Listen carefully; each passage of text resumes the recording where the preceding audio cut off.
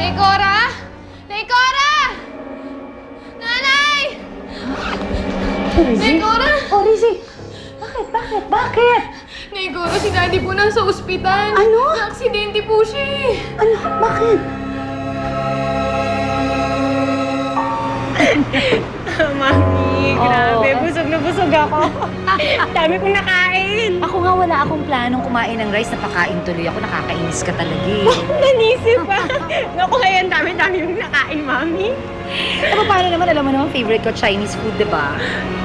Okay, speaking of Chinese food, Mami, bakit hindi tayo mag-Hong Kong? Hong Kong? Ano ka ba naman? Meron naman dito sa Pilipinas na authentic Chinese food. Hindi tayo kailangan magpunta ng Hong Kong. Hindi na. Nakakainis ka naman, Mami eh. Bakit ba ayaw mo umalis tayong dalawa? Siguro si Rizzy pa rin iniisip mo, no? Dok, Partner ka niya. anak po ako ng pasyente. Kamusta po ang daddy ko? Dok, bakit wala siyang malay? Mataas ang kinahulugan ng pasyente at nabagok ang kanyang ulo. Pinasisitis ka natin para malaman natin kung gaano kalaki ang pinsala sa kanyang utak. Magigising pa ho ba ang daddy ko? 50-50, depende kung gaano kalaki ang head injury. Kapag malala, pwedeng hindi na siya magising.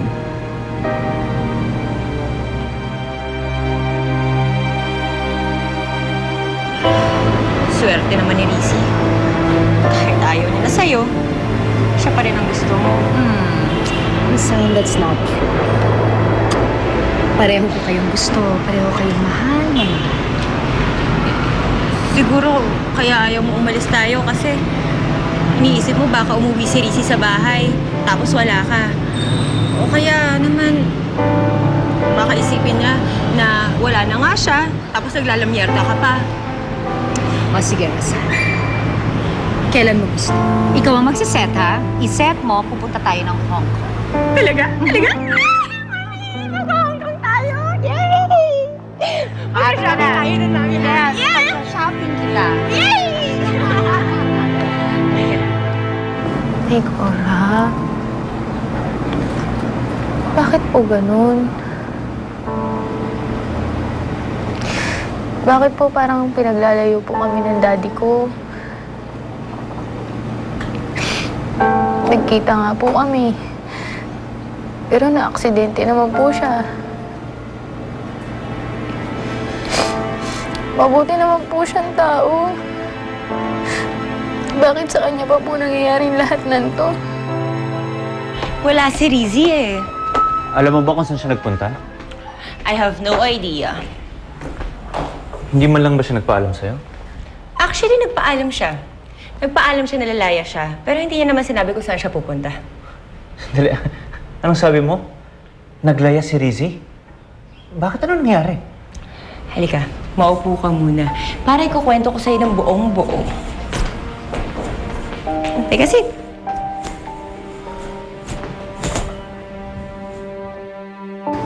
Kasalanan to ni Alvina. Hindi dapat maaksidente si Daniel sa kulungan ng hindi dahil sa kanya. Kaya dapat siyang sisihin. Ano pong gagawin natin? Paano po pag hindi na po nagising ang daddy ko? Paano ko? Kasi, kikising ba ang daddy mo? Hindi niya tayo iiwan. Magkakasama ba kayo? Magkakasama pa tayo. Yan ang isipin mo, ha?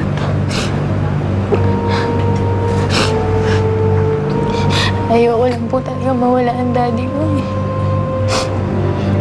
Mahal na mahal ko po talaga siya. Nay Cora.